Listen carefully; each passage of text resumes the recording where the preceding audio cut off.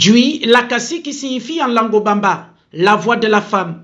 La plateforme des femmes des partis politiques de l'opposition et sympathisants pour la citoyenneté a fait sa sortie officielle dans le paysage politique de notre pays, le Gabon, ce samedi 7 mai 2022. 3 allocutions ont marqué ces moments historiques. La première, coordination des femmes des partis politiques de l'opposition, se donne comme objectif. Dénoncer les violences des droits fondamentaux des citoyens inscrits dans la Constitution. Inciter les femmes à s'impliquer davantage à la politique par la formation et l'éducation. Promouvoir, consolider et faire respecter l'état de droit démocratique. Défendre les valeurs cardinales de paix, d'unité nationale, de solidarité nationale, de dialogue sans exclusive et de justice sociale. Sensibiliser nos dirigeants à plus de patriotisme pour notre pays. Mener des actions pour faire appliquer la gratuité des frais d'écolage des soins de santé comme socle d'un modèle social dans notre pays. Mener des actions en vue d'encourager la création des emplois, des logements et des infrastructures routières pour un réel développement inclusif et sans disparité dans toutes les provinces du Gabon. Rappeler au pouvoir l'obligation de financer les partis politiques. Dénoncer et condamner les partis politiques qui siègent en même temps dans la majorité et dans l'opposition. Réaffirmer l'opposition d'accéder au pouvoir par les moyens des élections démocratiques et transparentes. La coordinatrice générale Marie-Rose Meligmengwa, dans son discours, Djui Lakasi dit non au phénomène de pédophilie, de placement et d'enlèvement d'enfants qui ne cessent de faire du bruit sur le plan national.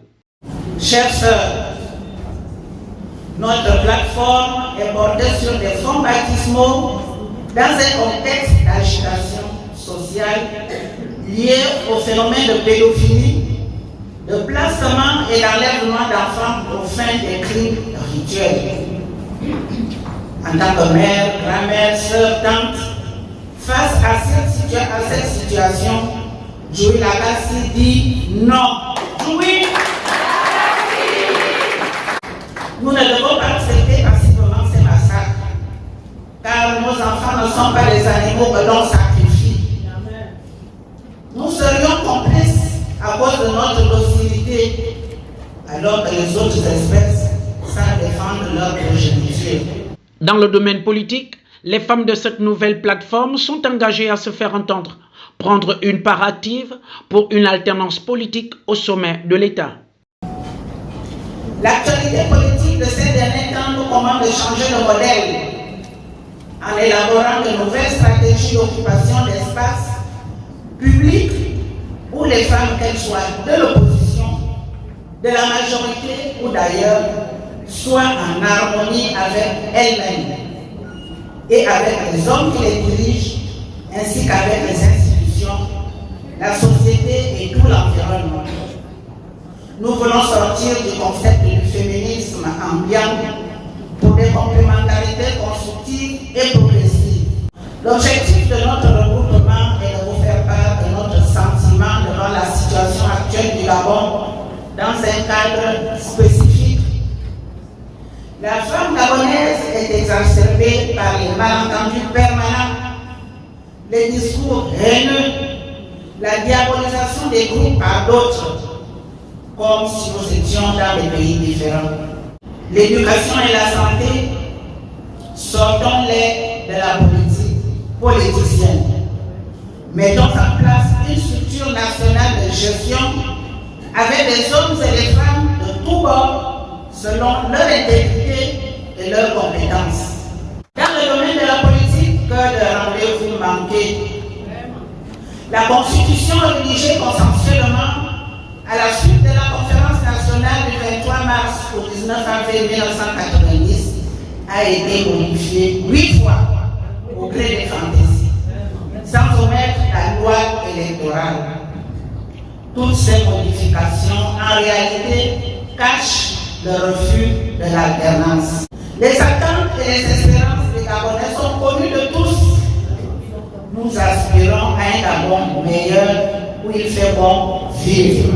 Tout citoyen peut diriger le Gabon. L'essentiel est qu'il porte en lui le souci de son peuple. des hôpitaux, des dispensaires, des écoles, trouver des solutions adéquates pour mettre un terme au conflit homme-faune. Pour les prochaines élections, nous proposons de donner aux partis les mêmes moyens. Cela exige le financement des partis politiques. Le temps des élections est celui où on choisit les hommes et les femmes intègres pour défendre efficacement nos intérêts communs et particuliers. Les femmes veulent être représentées de façon significative dans les instances de décision, notamment dans les assemblées locales et nationales. Djuila Kassi regroupe les femmes de 14 partis politiques de l'opposition. La signature de la charte collective montre ici l'engagement et la détermination de ce mouvement. Notons que la plateforme a la particularité de rassembler les femmes politiques de la société civile et celles des organisations non gouvernementales.